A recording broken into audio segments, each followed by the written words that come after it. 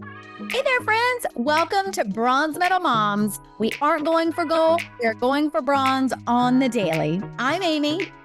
And I'm Amanda, and we are here to remind you that you don't have to be perfect to show up, survive, and even thrive in motherhood. Well, welcome to another episode of the Bronze Medal Moms podcast. I know you guys missed us. I missed us. Did you miss us? I did. I missed you guys. I did too.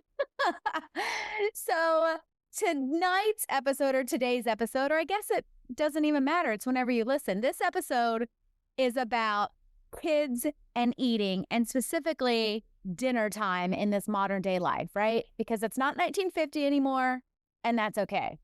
So, and can we clarify that this is close to dinner time because I'm drinking wine? I'm not judging if someone drinks it in the morning, but if it's in the morning, it should be a mimosa. Oh, there you go. That's right. Or a screwdriver. Also, maybe we'll do an episode on the best way to make a mimosa. So I got a question for you, Amanda. How many actual sit-down family dinners with like parents and kiddos have you had this past week? Let's define dinner. What dinner is, first of all. I think food has been consumed by like standing around the kitchen counter. Food has been consumed in my home. Let's say that. That counts. Consumed in my home successfully.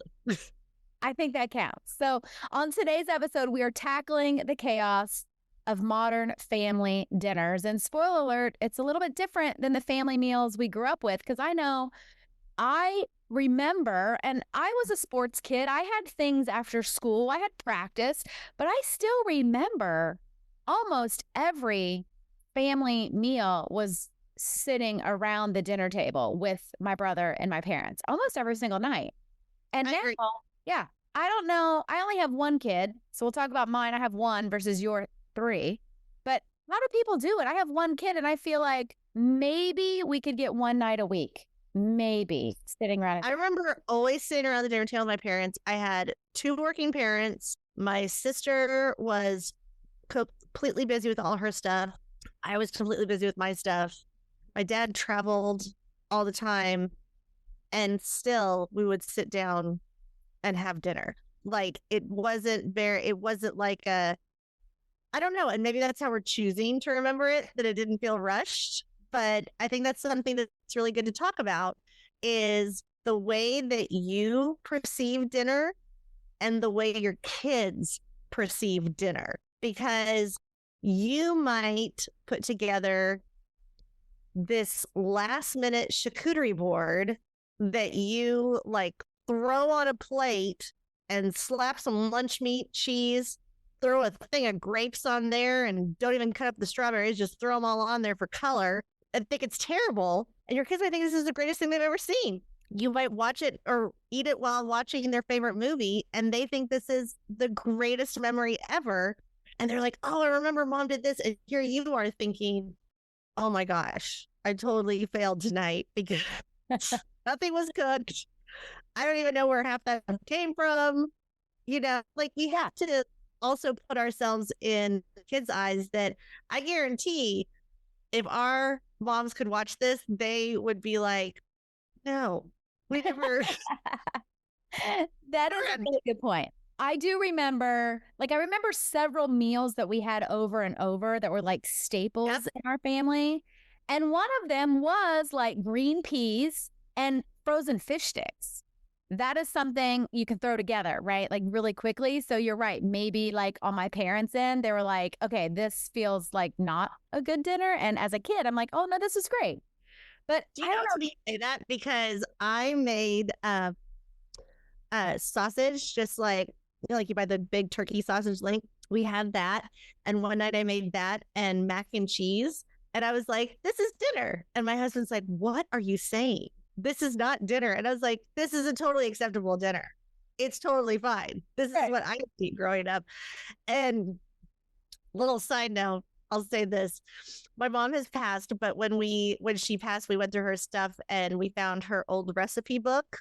It was one of those like boxes, you know, that had all the recipe cards in it. Yeah. And it was full. 3 of the cards contained meat. Everything else was gelatin based or an alcoholic beverage. She had a whole card for a gin and tonic. I love that. Add tonic, lime wanted. I love that. And that one. That's so great. We should do a whole episode on that because I have my grandmother's recipe box and there is a lot of Jell-O with weird ingredients in her box. I think Jell-O must have been invented back in the 50s and 60s. That's why like all the recipe cards involved Jell-O because it was so new or something. But maybe Jell-O was like maybe Jell-O was like the casserole. Maybe. Like, make it in advance and they're like, yes, tuna. Maybe. Yeah. I don't know. To me, dinner nowadays, it kind of feels like a scavenger hunt. One, you know, I go through these like cycles. Sometimes we get really good at meal planning and we know what we're making. I'm also one of those people that having to think of and cook dinner every day for the rest of my life and as an adult, I get no joy out of that. Like it's just, I don't, that's not me. So between my husband and I, if we're not planning our dinners, it does feel like a scavenger hunt. It's like, what do we have? What are you going to eat? What am I going to eat? You know, Adelaide and I might eat when she gets home from school. Steve may eat if he gets home from work. And I feel like it's just, we're all over the place. But maybe I have to let go of that kind of thinking that we all have to be at the dinner table every single night. Yes. And look at that, what you just said about your parents. Like, let that give us some grace too, that you had these, like, you remember these certain meals that were acceptable meals. And it's making me wonder, like, I try when I think of like, what do we have for dinner this week? And I go to the grocery store, I'm always trying to look up something fun and new and exciting. Like, why? That's so true. Oh my gosh. Yeah. Why don't we just have like Monday spaghetti? Move on. Right.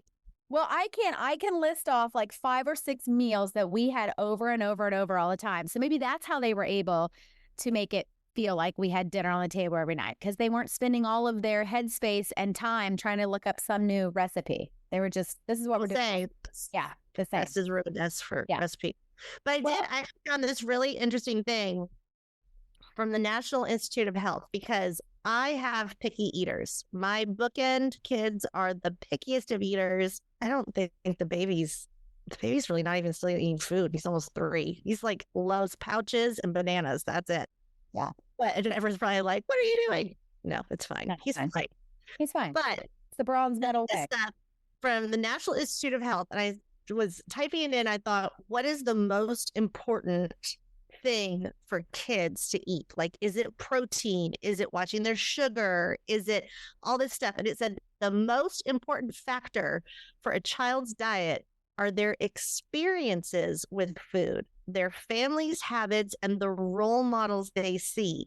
So what's most important is creating this happy relationship with food and not like a stressor, and not telling your kids like, you can't eat that, or even beating yourself up as a mom saying, oh my gosh, this wasn't the healthiest meal. This is so unhealthy. What are we doing? Like, instead making, whether you're grazing or sitting down to eat a meal, making that a joyful experience for your kids is actually the healthiest thing for them. I love that. And I am so glad that NIH, that's what they said was the most important. Like, thank you for picking up that stat because I feel like I'm winning all of a sudden. Like, this is great. You know, and my daughter has not had a vegetable willingly since probably 2019. Now, if she were on here, she would tell you that, yes, she has because she loves potatoes and she loves peas. To me, those barely count. You know, like when she was little, so she's 11 now. When she was much younger, I mean, we were the parents who could never eat off the kids' menu because she did not do mac and cheese and nuggets. She wanted grilled chicken and steamed broccoli and like grilled fish. And I remember you telling me when she went through her salmon phase for lunch that I was like, how does your child do this? Oh, yeah. Well, now she'll eat salmon for breakfast. In fact, she has not had a vegetable willingly, like I said, a green vegetable. But you know what? I'm okay with that. And I'm really sensitive because she is a girl of giving her any sort of issues with food. Because let's be honest, women are going to have enough issues, right, as we get older. So I never have once shamed her for not eating vegetables, told her she couldn't eat something, told her anything was off limits. It's all about just listening to your body. What do you want? Are you full? Are you hungry? Are you making some healthy choices before you dig into the ice cream? but I've never wanted anything to be off limits because I have seen kiddos come over to my house. And when things are so off limits in their house, I have found them hiding in my pantry, like eating all the snacks, right? Like hoarding all the snacks because they're so off limits at their house. So taking that And you pressure, feel like then you're like, you don't want that kid to come over. They ate my whole pantry. I know. I was like, give me all my snacks. But I let go of the notion, and maybe I think this is like a bronze medal mom win. I let go of the notion that everything had to fit in a box. Like Adelaide doesn't like typical breakfast foods. She will eat a tuna pouch on the way to school. And I realized, oh my goodness, that's fabulous because it's a ton of protein and it's probably healthier than a donut, right? And so, I mean, I think we got to let go of these typical, like, who says you can't have eggs and toast at 7 o'clock for dinner or tuna for breakfast, right? Or the charcuterie boards. One of my favorite mom hacks, if I tell Adelaide for lunch, she's going to have like some raw carrots and a granola bar and some tuna fish. Like if I tell her she's going to have this, she's like, no, not in the mood for that. If I take those same things and I put them in teeny little containers and bowls and sit all of those on a big tray, make it pretty, take everything out of the package, whatever it is, and put it in those little cute bowls and stick it on a tray, she loves it. And that's what I make when her friends come over. I'm like, do you want a little charcuterie snack tray? They're like, oh, yes, please. But if so that's my favorite little mom hack. But I think we have to let it go. Bringing up the protein intake, because that is such a hot button for everyone, right? Like protein. And I also looked that up, that protein for kids ages 1 to 3, which really that kind of differs also because it's about a half a gram of protein per pound of the kid. So like if you got a little skinny kid or a big kid, but it's about 13 grams of protein is what they need for the day. Oh, wow. Then you've got kids 4 to 8, 19 grams of protein, 9 to 13. So that's the sweet spot for our oldest. 34 grams of protein. So let's look at this charcuterie board. I don't know why I'm doing this because that's what it is, but let's call it dinner charcuterie board. A deli slice of turkey averages 6 grams of protein. A slice of cheese averages 7. So if they have one thing of turkey, one thing of cheese, they're already at 13 grams of protein. They're already doing great for the day. You can fill the rest with whatever carbs and sugars you want, but a lot of moms get so hung up in they have to have protein, they have to be balanced, it has to be perfect. And when you realize like, wow, this dinner I just put together, this dinner of sausage and mac and cheese actually has great protein and great carbs. Yeah. They're going to sleep like rock stars. Hooray for me. Yep. I love it. I think we have to let go of the idea that everything has to be perfectly planned, perfectly balanced at the table, on plates, all together, because I think that's where we're stressing ourselves out as mom. Exactly. Excuse me. Yeah. And, oh, go ahead. Well, I was going to say, I'm in that camp. I have told my husband so often, like, we've got to get down and we have to have dinners at the table. And I know there is a lot of research. I wish I'd have looked this up. There is a lot of research around, right, families who eat dinner together. I think they have better communication and there's all this stuff around the dinner table. So that's what I was getting hung up in. But as long as you're having those moments of connection someplace else, right? Maybe it's 100%. Maybe it's at the kitchen island in the morning. Maybe it's in the car on the way to school. Like whatever those moments of connection are, as long as you're getting them, I think we can take that pressure off of having those kind of sit down 5-day-a-week meals at the table. And hey, if you guys are a family listening who can do that, that is awesome. But please share your secret. By the time we get home from school, by the time my husband gets home from work, there is not enough time for a sit-down dinner before we have to go to rehearsal. Or we don't even come home before rehearsal, and we're not getting home from rehearsal until 9:30 at night, and that's too late for dinner for us, right? So I would love to know from some of our listeners how they do it, if they have figured out how to do a sit-down meal more than... Well, and I had a friend tell me this really good advice. So if y'all know from my intro, I had a baby girl, baby boy, 2.5 years apart, totally, average American. And then we had a surprise baby 6 years later. Is that right? 6 years? Yes. Eight, Yeah, 6. that's the math. Yeah. I had to do the math right now because right now they're 11, 8, and 2. But I was asking my friends, so this baby just like took us for a whirlwind. Everything was off kilter. I was like, I don't know how we're doing this. I went back to work 4 days a week to help pay for the baby. I was like, I don't know how to do anything. And this girlfriend gave me this great advice. She had 2 kids and a surprise baby too. And she said, give yourself grace to have one meal at the dinner table a week. She's like, and you think it's going to be Sunday, it's not Sunday. Give it another day. And our day ended up being Tuesday. Tuesday's our day. We have dinner at the table. It's all laid out. We do what we call rose, thorn, daffodil. So something that made you smile, something that made you sad, and something that made you laugh today. And we hear from all the kids. And what that does is just what you said. It's that moment of connection with the kids. But we also don't limit that to that's our only night. Like maybe on the drive home from school, we then do a quick rose, thorn, daffodil type thing. Or maybe we do it before bed. If some nights, the kids are eating at the island, my husband and I are at the coffee table eating, and the baby's having a pouch on the couch, that's fine. If everyone's getting what they need, but we're checking in and still having these moments of connection with them, you're still winning. You're still doing a great job. I love that. And I love the goal. To me, it seems doable for one day a week, but you're right. Don't try to cram it on a day that sounds good. Do it on a day that's actually going to fit your schedule. It's that Norman Rockwell, you think it should be Sunday night family dinners. And it's like, no, Sundays is when none of the homework got done for the weekend. All of a sudden there's a surprise project. So-and-so had a soccer tournament. You're like, no, Sundays are horrible. They're really difficult.